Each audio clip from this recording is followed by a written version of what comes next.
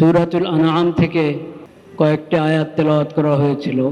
এই আয়াতগুলোতে আল্লাহ রাব্বুল আলামিন তার বান্দাদেরকে 10টি বিশেষ বিধান দিয়েছেন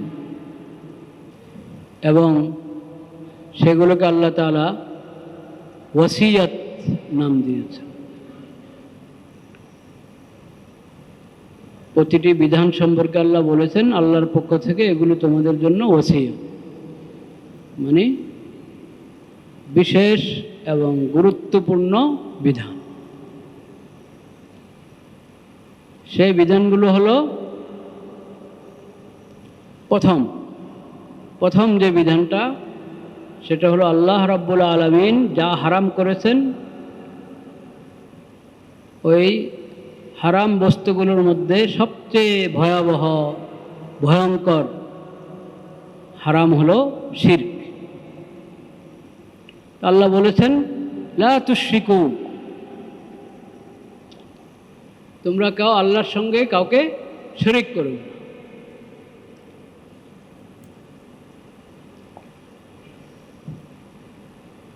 আল্লাহ তুশরিকু বিহি শাইআ, আল্লাহর সঙ্গে কাউকে শরীক করবে না। দ্বিতীয় বিধান আল্লাহ দিয়েছেন মা বাবার অবাধ্য হবে না, এটা হারাম।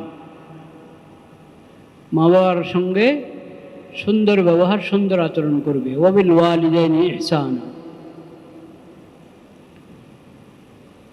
তৃতীয় বিধান আল্লাহ দিয়েছেন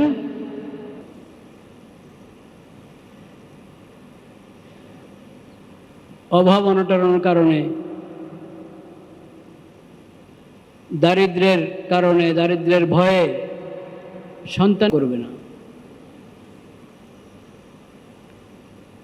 রিজিক তো আল্লাহ দান করেন, তোমাদেরকে আল্লাহ রিজিক দেন, তাদেরকে আল্লাহ রিজিক দিবেন।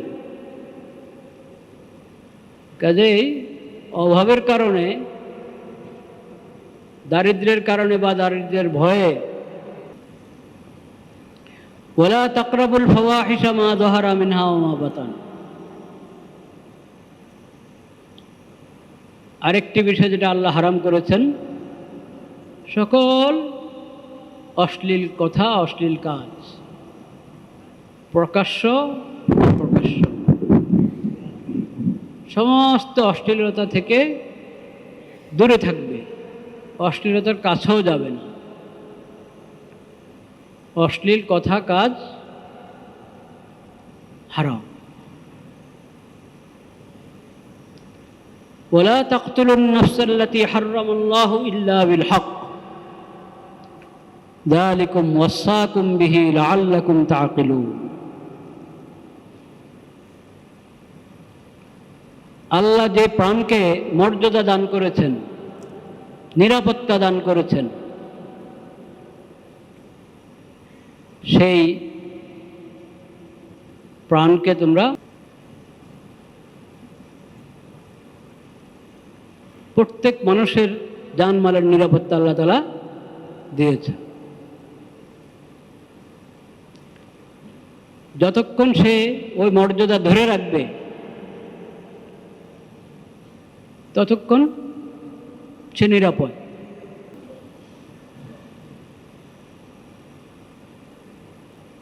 ইল্লা বিল হক, যদি আল্লাহর দেওয়া নিরাপত্তা সে নিজেই নষ্ট করে ফেলল, ক্ষুণ্ণ করল,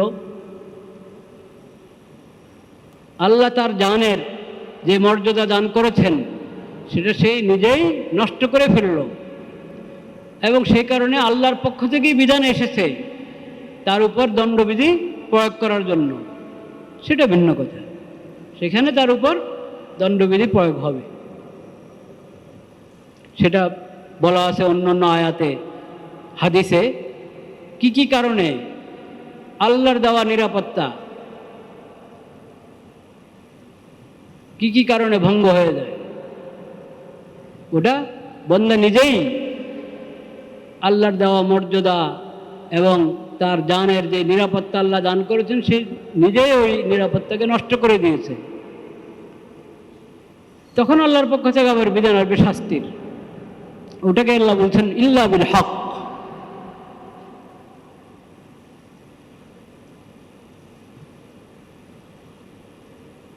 সেটা পরে বিস্তারিত হয়তো আলোচনা হবে ইনশাআল্লাহ অন্য আয়াত এবং হাদিসের আলোকে, যে কী কী কারণে মানুষ, যে জান, তার যে প্রাণ সম্মানিত ছিল, এটার উপর কারো আক্রমণ করা হারাম, বৈধ, আক্রমণ করার কোনো সুযোগ নেই,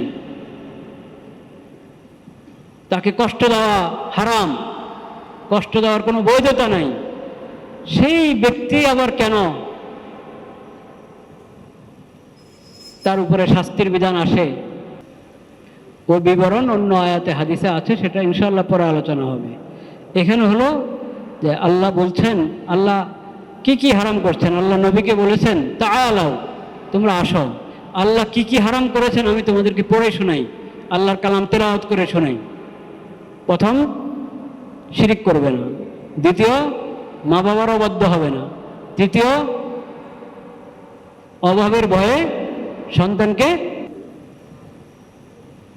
4, কোনো ধরনের অশ্লীল কাজের কাছেও যাবে না। 5,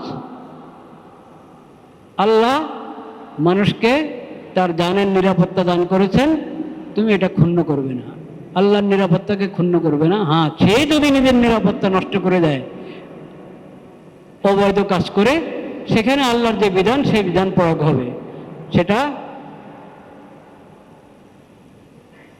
আইনানুগভাবে প্রয়োগ হবে।